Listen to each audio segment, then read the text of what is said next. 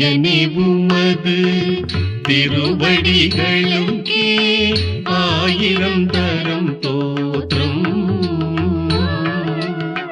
மெய்யனே உமது தயைகளை அடியேன் விவரிக்க எம்மாத்திரம். ஐயனே உமது திருவடிகளுக்கே ஆயிரம் தரம் தோற்றம். மெய்யனே உமது தயைகளை அடியேன் விவரிக்க எம்மாத்திரம்.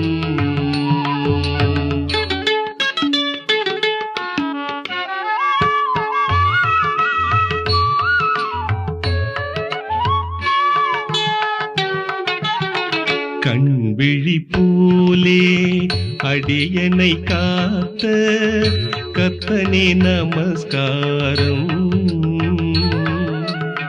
மண்மிசையும் மால் அன்றியே பூச்சி வாழுமோ இந்நேரம். கண்விழி போலே அடியனை காத்த கர்த்தனே நமஸ்காரம். மண்மிசைவும் மால் அன்றியே பூச்சி வாழ்வுமோ இந்நேரம்.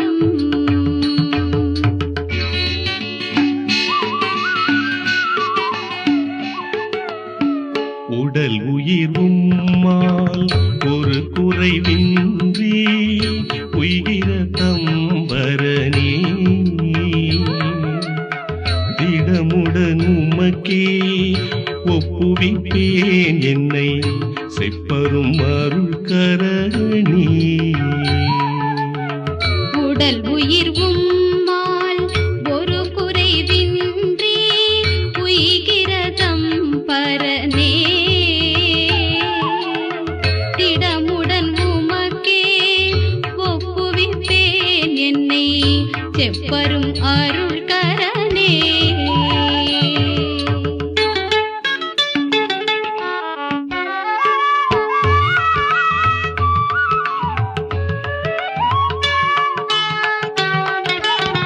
சென்றதாம் இரவில் தேவரீர் என்னை சேர்த்தரவணை தீரே. அந்தடைவாயி பகலிலும் கிருபை ஆகாதரிப்பீரே.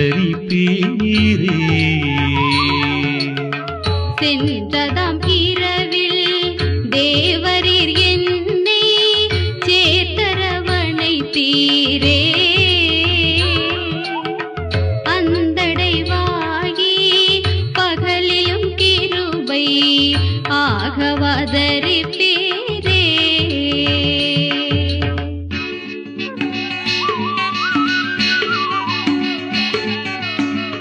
இருதயம் தன்னை நீர் புதியதே ஆக்கும், ஏழையை குணமாக்கும். கருணையாய் என்னை உமதகமாக்கி கண்மமெல்லாம் போக்கும். இருதயம் தன்னை நீர் புதியதையாக்கும், ஏழையை குணமாக்கும். கருணையாய் என்னை உமதகமாக்கி கண்மமெல்லாம் போக்கும். ஐயனே உமது திருவடிகளுக்கே ஆயிரம் தரம் தோற்றம். மெய்யனே உமது தயைகளை அடியேன் விவரிக்க எம்மாத்திரம். ஐயனே உமது திருவடிகளுக்கே ஆயிரம் தரம் தோற்றம். மெய்யனே உமது தயைகளை அடியேன் விவரிக்க எம்மாத்திரம். வணக்கம். சின்ன சின்ன வெளிச்சம் குடும்பத்திற்கு வணக்கம். இந்த நாளில் சின்ன சின்ன வெளிச்சங்களில் இன்னொரு புதிய சிந்தனையை தெரிந்து கொள்வோம்.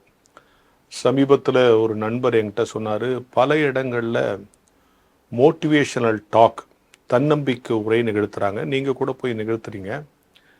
இதெல்லாம் 2-3 உரையை தொடர்ந்து கேட்டால் இது எல்லாத்தினுடைய மையம் என்னவா இருக்குன்னா, நீ பழிச்சுக்கோ, நீ தப்பிச்சுக்கோ, நீ முதல்ல ஓடி போய் ஜெயிச்சுக்கோ, நீ இந்த உலகத்தில் எல்லாம் கஷ்டமாக இருக்குது, ரொம்ப போட்டி இருக்கும், பற்றாக்குறையாக இருக்குது, நீ போய் உனக்கான முதல்ல எடுத்துக்கோ அப்படின்னு சொல்கிறது மாதிரியே இருக்குது. அது என்ன சொல்ல வர்றாருன்னா, இந்த உலகம் ரொம்ப பற்றாக்குறை உள்ள உலகம், உன்னால் முடிஞ்சால் நீ முதல்ல போய் உனக்கானது எடுத்துன்னு போயிடு அப்படின்னு சொல்கிற மாதிரி தான் எல்லா தன்னம்பிக்கை உரைகளும் இருக்குது. ஆனால் மனிதனுக்கு கடவுள் நிறைவான உலகத்தை தானே படைத்து கொடுத்தார். இந்த தியாலஜிக்கு இது நேர் எதிரான வாதம் இல்லையா அப்படின்னு கேட்டார். ரொம்ப யோசிக்க வேண்டிய ஒரு விஷயம். சொல்லிட்டு அவர் சொன்ன ஒரு அழகான ஸ்டேட்மெண்ட் என்னன்னா, 5000 பேருக்கு அவர் சாப்பாடு கொடுத்தார். எப்படி கொடுத்தாரு? ஒரு 5 அப்பம் 2 மீன் ஒரு பையன் வச்சிருந்தான். 5 அப்பம் 2 மீன் 5000 பேருக்கு பத்துமா? எப்படி பத்தும்? பத்தவே பத்தாது. ஆனா அதுல இருந்து தான் எல்லாருக்கும் கொடுத்தார். அந்த பையன் கையில இருக்கிற வரைக்கும் அது குறைவா இருந்துச்சு. கடவுள் கையில போன உடனே அதே 5 அப்பம் அதே 2 மீன் 5000 பேருக்கு நிறைவாகுச்சு. பைபிளே என்ன சொல்லுது? நிறைவானது வரும்போது குறைவானது ஒழிந்து போகும். அப்போ உன் கையில இருக்கிறது குறைவானது தான், அதை கடவுள்கிட்ட கொடுக்கும்போது அது நிறைவாக்கணும். கடவுளால் கொடுக்கப்படுவதெல்லாம் நிறைவானது தான். இந்த உலகமே நமக்கு கடவுளால் கொடுக்கப்பட்டதுதான். அது எப்படி குறைவான உலகமா இருக்கும்? அது எப்படி பற்றாக்குறையான உலகமா இருக்கும்? இங்க பற்றாக்குறையிலாம் ஒரு சிலர் பகிராக்குறை இருக்கு. அவன் சேர்த்து வச்சுட்டு அடுத்தவனு கொடுக்க மாட்டாங்க. கொரோனா வந்தப்போ ஒரு கடை திறந்த உடனே எல்லாரும் ஒரு 2 நாளைக்கு தேவையானதெல்லாம் வாங்கல. 10 பாக்கெட் கொடு, 5 பாக்கெட் கொடு, நமக்கு மட்டும் வாங்கிக்கணும். ஒருத்தன் ப்ளீச்சிங் பவுடரை 15 பாக்கெட் வாங்குறான். ஏன்னா இதனோட சாப்பிட வாடா போற டெய்லி. யோசித்து பாருங்க. அந்த நேரத்தில் நமக்கு வாங்கிக்கணும் அப்படின்னு மனிதர்களை இது ஒரு பற்றாக்குறையான உலகம், நமக்கானதை நம்ம அபகரிச்சுட்டு போயிடணும், சேர்த்து வச்சுக்கணும், அடுத்து பிடிக்கக்கூடாதுங்கிற எண்ணமாவே இருக்கு. ஆனா இறையியல் சொல்வது என்ன? இது ஒரு நிறைவான உலகம். கடவுள் உனக்கு கொடுத்திருப்பது நிறைவான வாழ்க்கை, நிறைவான வேலை, நிறைவான ஊதியம். எப்போ அது நிறைவாகும்னா, அதை நீ கடவுள்கிட்ட கொடுத்து ஆசீர்வதிச்சு வாங்கும்போது தான் நிறைவாகும். அந்த 5 அப்பம் 2 மீன் இவனே வச்சுட்டு இருந்தா அது குறைவானது தான், 5000 பேருக்கு பத்தாது. அவர் கையில போச்சு, அது நிறைவாயிடுச்சு. படகு வலை இவனே வச்சுட்டு இருந்தா அது குறைவானது தான். அவர் சொன்னபடி போயிட்டான், அந்த படகு நிறைவாயிடுச்சு. கடவுள் கொடுக்கிறது எல்லாம் நிறைவானது. ஆனால் இந்த உலகம் இது குறைவான உலகம் என்று உனக்கு போதித்தும் உன்னை போட்டி போட சொல்லி கொண்டே இருக்கிறது. இறையில் அதற்கு நேர்மாறாக சொல்லிக் கொடுப்பது என்னவென்று சொன்னால், நிறைவான உலகம் உனக்கு எல்லாம் நிறைவாக கொடுத்திருக்கிறார். அவை நிறைவாக்கி கொள்வதற்கு நீ கடவுளை முன்னிறுத்தி அல்லது கடவுளிடத்தில் அர்ப்பணித்து செயல்படுகிற பொழுது உனக்குள்ள எல்லா குறைகளும் நிறைவாகும் என்பதுதான் சரியான புரிதலாக இருக்கும் என்கிற ஞான வெளிச்சத்தோடு இந்த நாளை தொடங்கும். ஆண்டவருக்குள் பிரியமானவர்களே, இந்த நாளில் மறுபடியும் உங்களை சந்திப்பதிலே, இந்த நிகழ்ச்சியின் வாயிலாக உங்களோடு ஆண்டவருடைய வார்த்தையை பகிர்ந்து கொள்வதிலே மனமகிழ்ச்சி அடைகின்றேன், உங்களை வாழ்த்துகின்றேன். இந்த நாளில் ஆண்டவர் நமக்கு சொல்கின்ற வார்த்தையாக நாம் பார்க்க இருப்பது மார்க்கு சுவிசேஷம் 2ஆம் அதிகாரம் வசனங்கள் 18 தொடங்கி 22 வரை. மார்க்கு 2ஆம் அதிகாரம் வசனங்கள் 18 முதல் 22 வரை. யோவானுடைய சீஷரும் பரிசேயருடைய சீஷரும் உபவாசித்து வந்தார்கள். அவர்கள் அவரிடம் வந்து, யோவானுடைய சீஷரும் பரிசேயருடைய சீஷரும் உபவாசிக்கிறார்களே, உம்முடைய சீஷர் உபவாசிக்காமல் இருக்கிறது என்ன என்று கேட்டார்கள். அதற்கு இயேசு, மணவாளன் தங்களோடு இருக்கையில் கல்யாணக்காரர் உபவாசிப்பது எப்படி? மணவாளன் தங்களுடன் இருக்கும் அளவும் உபவாசிக்க முடியாது. மணவாளன் அவர்களை விட்டு எடுபடும் நாட்கள் வரும், அந்நாளிலே உபவாசிப்பார்கள். ஒருவனும் கோடித்துண்டை பழைய வஸ்திரத்தோடு இணைக்க மாட்டான். இணைத்தால் அதனோடு இணைத்த புது துண்டு பழையதை அதிகமாய் கிழிக்கும், பீறலும் பெரிதாகும். ஒருவனும் புது திராட்சை ரசத்தை புது துருத்தியிலே வார்த்து வைக்க மாட்டான்.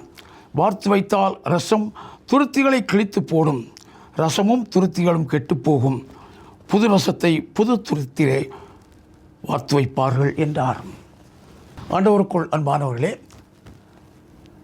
நம்முடைய தமிழ் கலாச்சாரத்திலே பழையன கழிதலும் புதியன புகுதலும் என்பது இயற்கையாகவே நம் வாழ்க்கையிலே கடைபிடித்து வருகின்ற ஒரு காரியம். 2020 ஆண்டுகளுக்கு முன்பாகவே இந்த உண்மையை ஆண்டவராகிய இயேசு கிறிஸ்து தம்முடைய ஜனங்களுக்கு சொன்னதை நாம் இன்று வாசிக்க கேட்டோம். பழையன கழிதல், புதியன புகுதல் பயன்பாட்டிற்கு வரவேண்டிய ஒரு காரியம்.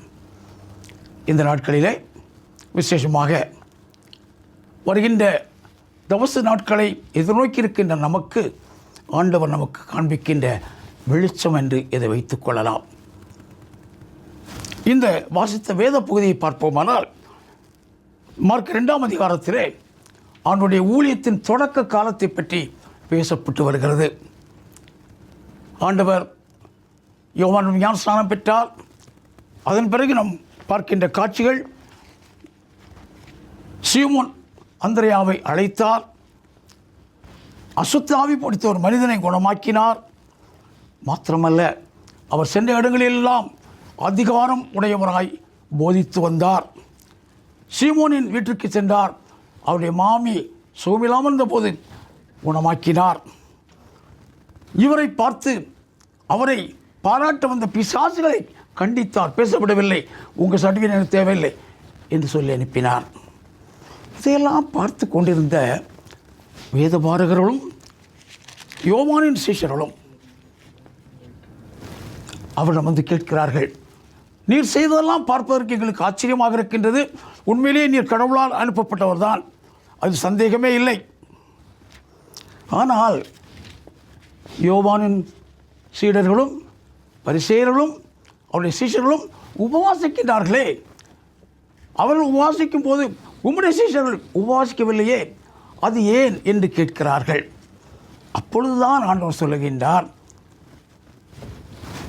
பழைய துணியை புதிய துணியோடு இணைப்பது என்பது தேவையற்ற காரியம். மாத்திரமல்ல, அது புது துணியையும் பழைய துணியையும் நாசமாக்கிவிடும். இங்கே ஆண்டவர் என்ன சொல்ல வருகிறார்?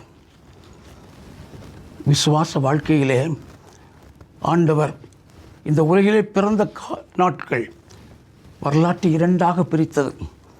கிறிஸ்துவுக்கு முன், கிறிஸ்துவுக்கு பின்.